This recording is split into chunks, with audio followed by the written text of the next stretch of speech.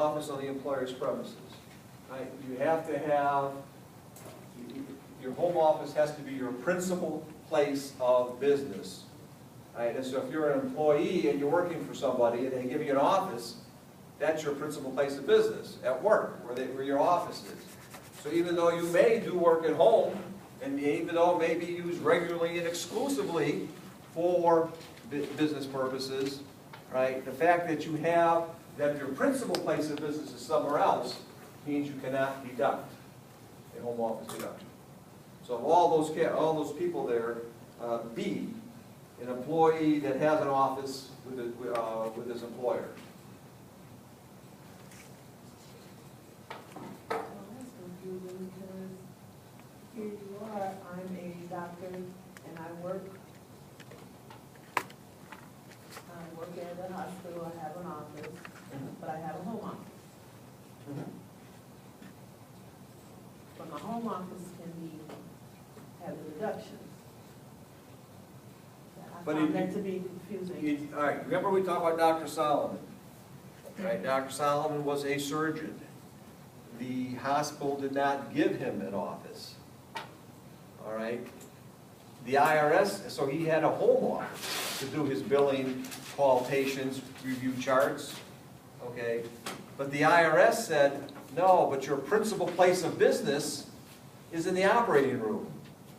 Therefore, you can't deduct your home office because your principal place of business is in the hospital, even though he didn't have an office to do that, right?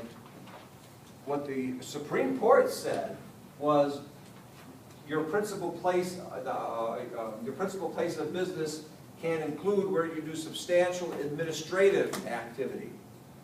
So if the hospital did not give him an office for which to perform administrative activities, managerial and administrative activities, and he did that in his home, then that would be a home office. Now if the hospital gave him an office, okay, and he just says, it's too small, I don't like it, I'm going to go home and do it, then he would have been, he couldn't deduct it. Couldn't D also apply that question, Sue?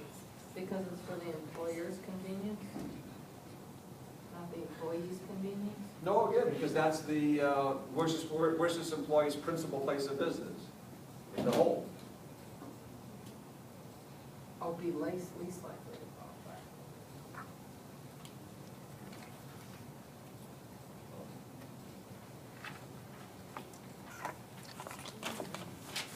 Okay, that's home office.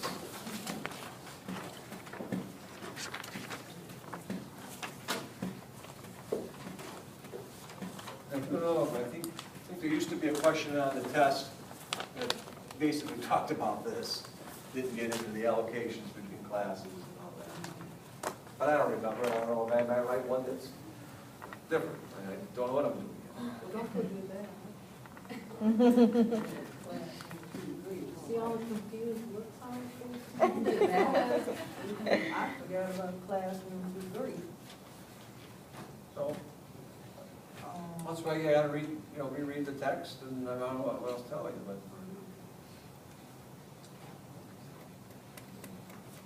Okay. Back to page 3-20, back to chapter 3. There's a lot in that chapter 3.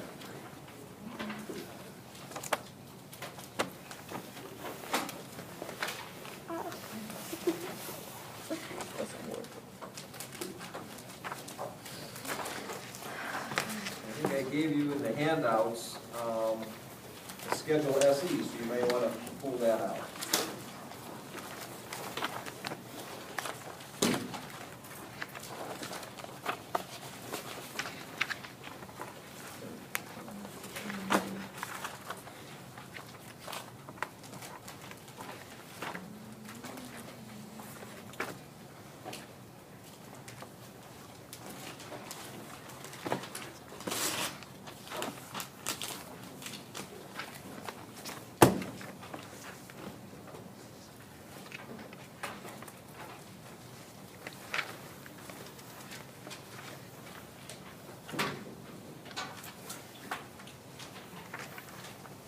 Self-employment tax. you're talking about on your 1040, line 57. Says self-employment tax attached, Schedule SE. You said if you are self-employed, that is, you are filing a Schedule C,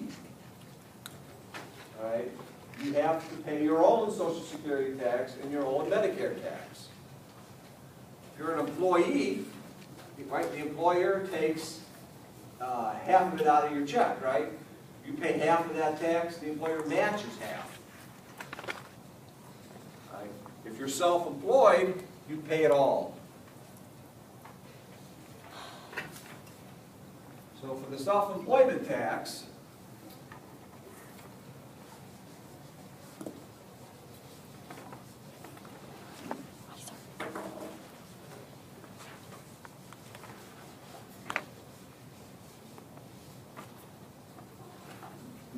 you start off with your self-employment income. That's your Schedule C income. Right? You Schedule F income for farms and that, but which studies Schedule C. So you take your Schedule C income times 0.9235. Right? So you take your self-employment income, your Schedule C income, times 0.9235, and you get self-employment income subject to the self-employment tax. So they don't tax 100% of it, right? They only 92.35% of it is subject to the self-employment tax. You take your self-employment income subject to the tax into two components. You take that times 12.4%. Up to a maximum income of $117,000. So you're only going to pay the Social Security tax. You're only going to pay the Social Security tax on the first $117,000 of Schedule C income. That changes every year. All right, for 2014, it's $117,000. So if I make $118,000, I don't have to pay tax on that extra $1,000. I'm done, right? 12.4, by the way, is 6.2 if you are an employer, 6.2 employee is 12.4 for Social Security. So if you work for somebody, you ever look at your W-2, right, and you got your wages, they would have taken 6.2% out for Social Security.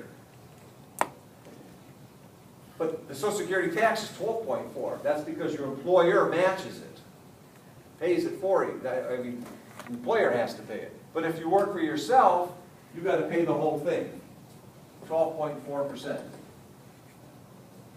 you take up to the first $117,000 of self-employment income.